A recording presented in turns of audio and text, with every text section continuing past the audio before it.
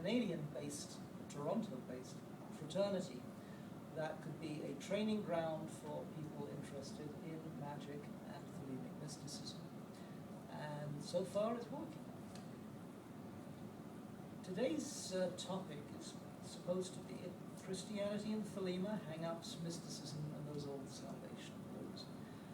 I realized talking to each of you before we started that some of you have a clearer idea of what Thelema is. Some of you, well, you'll all have different ideas of what Christianity is, but I thought just to start I should go over a little bit of the basic ground. The concept we work with here is that of aeons, which is somewhat derived from Sir James Fraser's book, The Golden Bough, that came out in the late 1800s, and has this idea that there was a matriarchal phase of society very early on, followed by a more patriarchal one. I'm not going to try pushing that as an anthropological theory. It's been questioned a lot, but I think there is some validity to that in general terms. What happened in 1904 was that this guy, Aleister Crowley, who had hitherto been a Buddhistically oriented former Christian, somewhat rationalistic, had a mystical experience, if you want to call it that, where to him was dictated this book, the Book of the Law, that he, being an intelligent man, did not like, didn't want, and tried to reject, that proclaimed that a new era had started, which was the era of the Son, the child, S-O-N, Son, the child.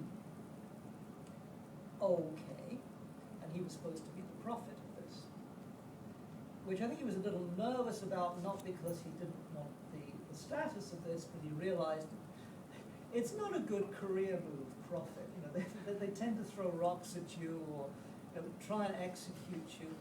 You think of the Bab in Baha'ism, and they shot him at a firing squad. You know what happened to Jesus. A bunch of others really didn't do that well. So prophet is somewhat of a poor career move if you're really looking for a long, happy, fulfilling life. Eventually, he came to accept the book and its message of a new aeon. And most important about this is that the formula of mystical attainment had shifted. Now, Crowley had had a very strict Protestant upbringing. His mother in particular was extremely uptight. His father was a little bit looser with it all, but a very deeply devout man. And his whole view of Christianity, Crowley, tended to be saturated with a strict, uptight Protestant perspective. So although he gave us a marvelous exposition of the book and spent immense amounts of time, created acres of letters and printed words about its significance, his interpretation of Christianity tends to be colored by the upbringing that he had himself. That is, he wasn't Catholic or Orthodox.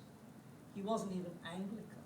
It was very colorless, bleak, knees on the floor and pray hard and memorize as much of the Bible as you can, Christianity.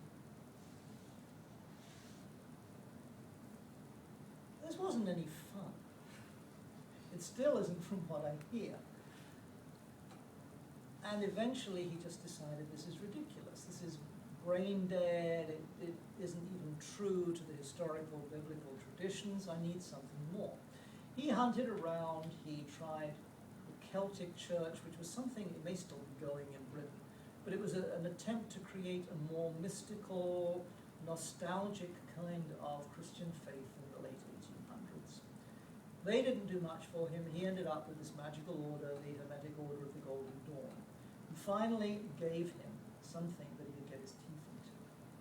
Magic seemed to be something that you didn't just have to believe or memorize, you actually got to do something, and what you were doing, the magical processes, was transformative. Essentially, nobody in England at that point, where he was growing up and coming to manhood, did anything with mysticism. The Theosophical Society was really big, but there was a talking shop. This lot were all having a conversation about karma and reincarnation. That lot over there were talking about parallels between Hinduism and Buddhism.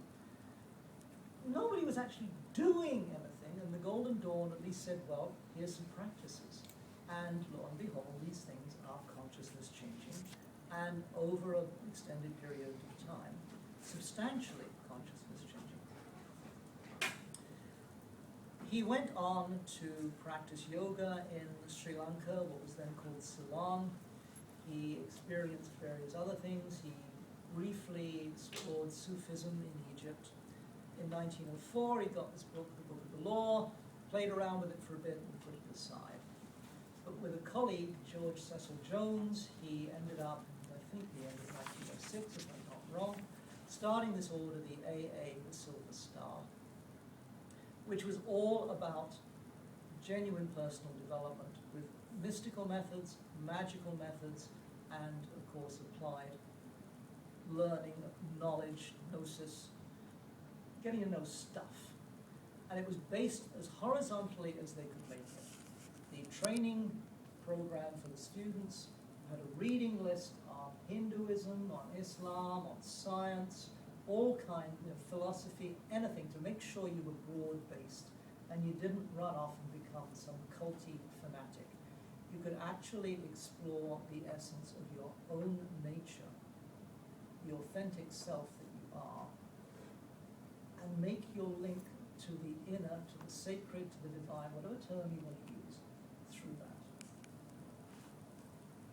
The Book of the Law came into the picture again over time because Crowley began to realize that what they were doing was exactly what the book wanted him to do.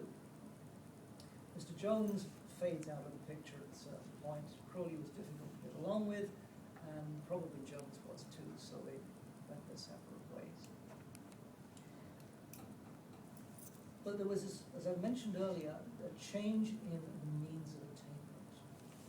Crowley defines Christianity, I think rather restrictively, but somewhat fairly, and certainly given the times he was in, as a process of denying selfhood, denying instinct, denying desire, denying the creative, all of those things. And in the New Aeon, according to this text he's got, it all gets included. Veil not your vices in virtuous words. These vices are my service, says this book. Bring it all in. Your sexuality, your creative side, your rebellious side, your crazy politics. It doesn't matter what it is, as long as it's authentic to you. The phrase from the book that comes out, do what thou wilt shall be the whole of the law, is the middle of this entire philosophy.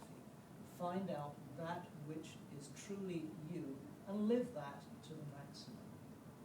Now, you may not be an extrovert, you may not be a passionate individual, you may not be somebody who's going to do extraordinary things, at least in worldly terms. But if you're doing those things that are purely authentic to yourself, then you are doing your will as we defined it in Thelema, which, as we were discussing a little earlier before the talk started, is not do what thou wishest or what is your whim. It's a question of aligning with your own deepest nature. Eventually, all being well, if you have done this to the limit that a human being can, you will forge a remarkable and profoundly life-changing connection to the divine source of your own life that we technically call the knowledge and conversation of the Holy Guardian Angel. That phrase gets kicked around, defined, redefined, and nobody has ever really come up with a good definition because it defies definitions. It is so individual that putting any one person's individual definition onto it and saying this applies horizontally isn't going to work. is just too specific to your own nature. So this is a divergence from what we've had previously, where everybody had to follow dogma, everybody had to get up on Sunday and utter the creed, and everyone agreed to the same thing, right? We're all in agreement? Yes, okay. Other than accepting the book of the law as something that you have to interpret for yourself, Thelemites don't really have a creed in the same way, except in some very, very general ways. Okay, so we've moved on from a somewhat conformist, God says you do this, therefore we will all do that, and gosh, we're so grateful we get to grovel perspective, into something that requires a lot of personal effort, a lot of personal exploration, a lot of self-discipline, and isn't easy to do. It's understood, as the book of the law says, that my servants be few in secret, they shall rule the many and the known. It's not for everybody. People self-select. We don't convert. Argue not, convert not, says the book. Yeah, by all means go out and lecture to people on a Sunday afternoon. Thank you again all for coming. But it's not a question of getting people to believe something or to sign on to something. It's simply a matter of saying, we're doing this thing here, and if it works for you, you might want to join in. And if it doesn't work for you, well, cool. But we do recommend, simply for peace of mind, that you look to your own authenticity, you look to the essence of your own nature. You look to include all of the bits of yourself that you may have been taught or have decided that you shouldn't include in your life, and put them into the total picture.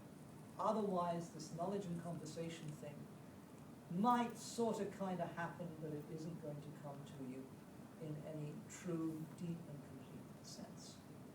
It takes a lot of work to back out from your own behavior patterns, from your upbringing, from all of the things you've absorbed from your parents, your environment, school, etc., to get back to that authenticity.